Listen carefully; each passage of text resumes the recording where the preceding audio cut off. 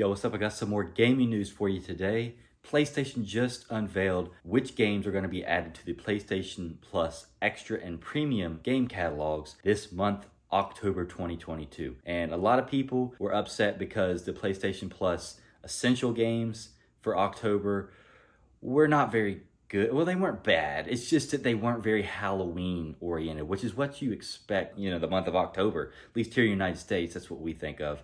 So a lot of people were disappointed. There was nothing spooky, no horror games. But they've made up for that with this list. Now, of course, if you only have the regular lowest tier essential PlayStation Plus, these games that I'm going to be talking about today are not going to be free for you. However, if you paid extra for the extra or premium levels, then you will get access to these. Now, most of these that I'm mentioning today, the standouts, are on extra and premium both. Really, the only thing you're getting on premium that you don't get on extra are classic games like PS3 games and some PS1 games. But I don't care about those, and I have a feeling you most likely don't either. Because if you got a PS5, why would you be playing 2 generations, 3 generations, 4 generations old?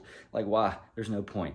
But yeah, this list has some surprises, and they definitely nailed it with a Halloween theme. Not necessarily a theme, but like horror style game that I think people are gonna like a lot if they haven't already played it. So let's go ahead and get into the video and start talking about which games I think are the biggest standout games on this new October 2022 PS Plus Extra game catalog. That's a mouthful. Okay, so number one on this list, this is huge.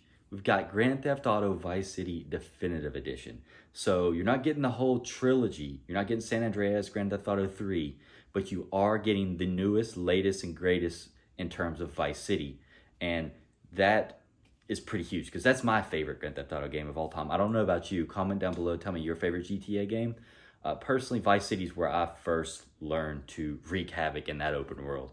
And I love that game. I was so young when I first played it though. But with this Definitive Edition, it's amazing looking. The graphics you'll see before and after, they look so good now. I mean, obviously it's not a brand new game, so it's not going to be the best graphics ever, but they're so much better. And I feel like it's just going to be the best way to play Vice City by far. And, I don't even care if it doesn't have San Andreas or 3 because Vice City, like I said, is the Grand Theft Auto game that I think of. And when it comes to the next Grand Theft Auto game, it seems to be set in a similar city to Vice City. So it'll have some nostalgia, but also some look forward to the future feeling because you'll be getting the closest thing to the new GTA, basically. Now, this is the PS4 and the PS5 version. So you could play, an upgraded version if you have that capability, if you got a PS5. But if you don't, you can still play it on PS4.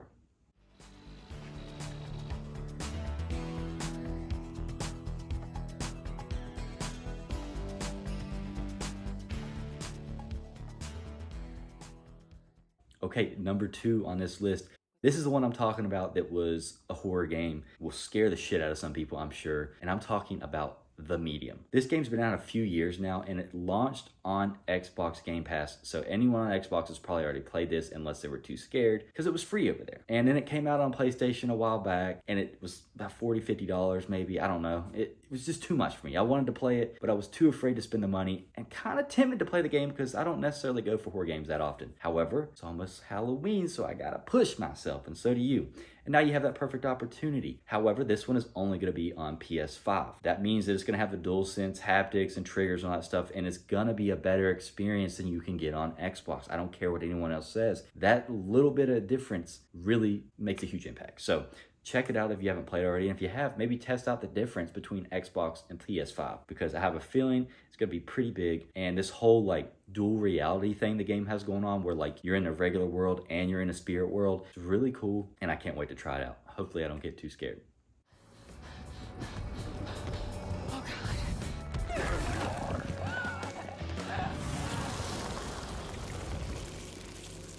All right, next game on the list is Assassin's Creed Odyssey. This is the second newest Assassin's Creed that's out right now. It came out after Origins, the one in Egypt, and it came out before Ragnarok, the one that is, Viking themed. So Odyssey is set in Greece, and it is a lot of people's most favorite out of those 3 that I just mentioned. They prefer Odyssey. I've had a lot of people tell me specifically, you play Odyssey, you'll get back into Assassin's Creed. And personally, I just can't get into many Ubisoft games anymore, at least not for long. I could play them for a little bit, but I just get so tired of them. They're filled with so much content, and I just can never complete them because I've got other games to play.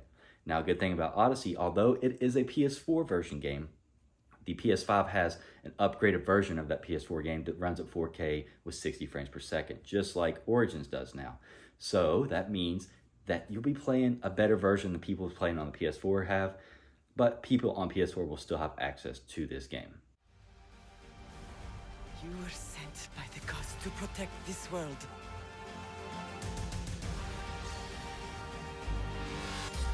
All right, the next game or games on this list, I'm going to group them together. We've got Assassin's Creed Chronicles, and that includes India, China, and Russia. Now, if you don't know what Chronicles is, it is a 2.5D side-scrolling with some climbing action Assassin's Creed game. And it takes away that open world. It takes away all the cumbersome inventory, and it gives you just a raw Assassin's Creed experience. It's unlike all the other games that's come out. It's not a third-person combat. It's your old-fashioned side-scrolling game. And I always thought they looked really cool, but I never wanted to spend the money on them, even though they're really cheap. It was an afterthought. I said, you know what, fuck it. Maybe they'll come on PlayStation Plus eventually. And it took a while because these have been out for many years, but finally they're coming. Now, one thing I noticed on PlayStation's blog for these, though, is that some of the Assassin's Creed games have a little tiny asterisk star next to them. And when you go down on the bottom and read, it says PS4 only.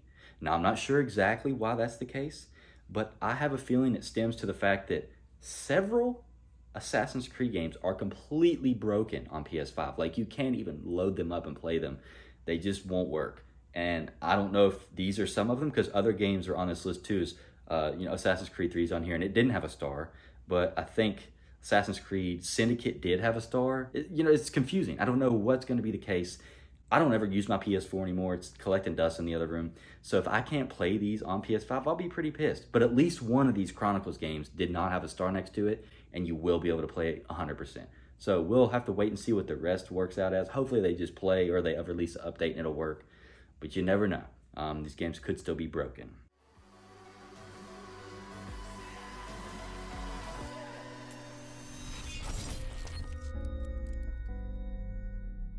That is my personal selection of what stood out most on this new catalog. Now, there's a ton of Dragon Quest games and a bunch of other games, like older PS3 games. That a lot of Yakuza games are coming, but I don't really care about those. Now, I'm definitely playing the medium. I'm definitely playing Grand Theft Auto, and I really want to play these Assassin's Creed games at least a little bit, just to see what they're like, because I like to test about everything I can. And I think that, if you have access to this game catalog on Extra or Premium, you'd be crazy not to at least give these a shot as well. So that's all I got for you today. Be sure to drop a comment. Let me know which of these games excites you the most and which is the biggest surprise. Do you think that PlayStation made up with those PS Plus October games not being too good in the Essential tier and giving us Medium? Because I thought in my mind that either the Medium or Alan Wake would be the perfect game to give away, because they're both not super expensive at full price hardly ever. Plus, they're both scary, and a lot of people haven't played them. Personally, I've never played either one of them. Not even the original Alan Wake. So I was hoping it'd be Alan Wake. I'm glad it's the Medium, though, because I want to play that too. Leave your comment, like I said, and I'll get back with you. And if you're not already subscribed, go ahead and do that, because I come out with videos all the time. And if you enjoy the way that I present this stuff, you're going to get more of it. Okay, well, I appreciate you watching. I'll catch you in another video soon. Peace out.